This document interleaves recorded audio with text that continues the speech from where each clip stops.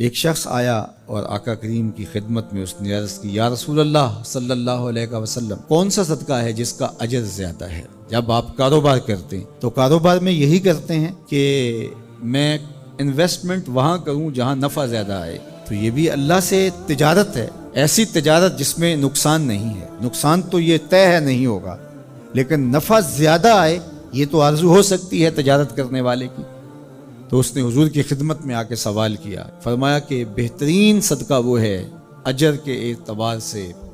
فضل و شرف کے اعتبار سے، اس حالت کے اندر کہ جب تو تندرست ہو، صحیح ہو، اور تجھے مال کی ضرورت اور حاجت اور لالچ بھی ہو، اور تجھے یہ دھڑکا بھی ہو کہ اگر میں نے خرچ کر دیا تو میرا کیا بنے گا، خرچ کر دیا تو میں کہیں فقیر نہ ہو جاؤں، حالات ایسے چل رہے ہو، کساد بازاری کا دور ہو، اور تجھے یہ ڈر ہے کہ اگر میں خرچ کیا تو میں خود بھی تو فقیر ہو سکتا ہوں، اور تجھے اس پیسے سے جو تو خرچ کر رہا ہے نفع بخش کوئی کاروبار بھی مل سکتا ہے، اس سے تیرے رزق میں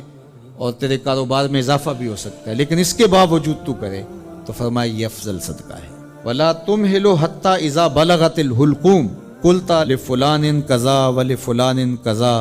وَقَدْ كَانَ لِفُلَانٍ، نہ یہ کہ جب تیری سانس اکھڑ رہی ہو اور آخری ہچکیاں آ رہی ہوں اور سانس حلق کے قریب پہنچ گئی ہو، اور پھر تو کہے یہ میرا مال فلاں کو دے دینا، اتنا فلاں کو دے دینا، اتنا فلاں کو دے دینا۔ اللہ کے محبوب نے فرمایا تو نہ بھی کہتا تو یہ پھر بھی تیرا نہیں ہے، اب تو سب کو چھوڑ کے جا رہا ہے۔ تو بہترین صدقہ وہ ہے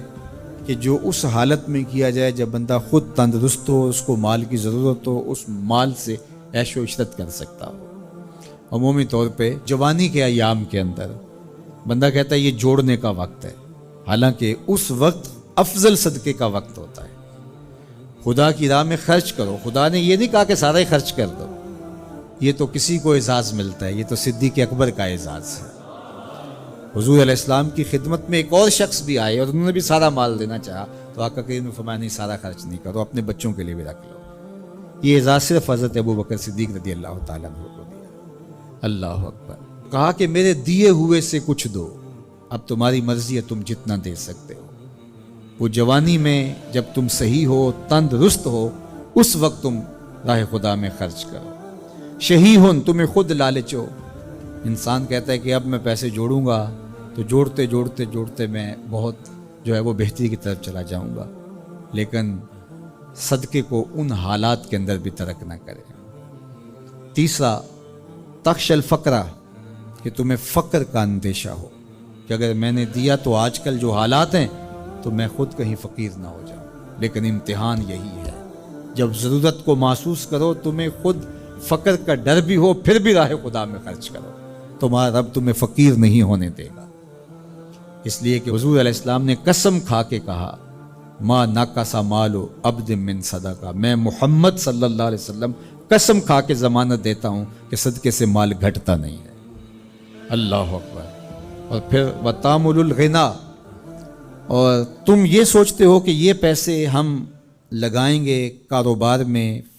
فلاں جگہ پہ انویسٹ کریں گے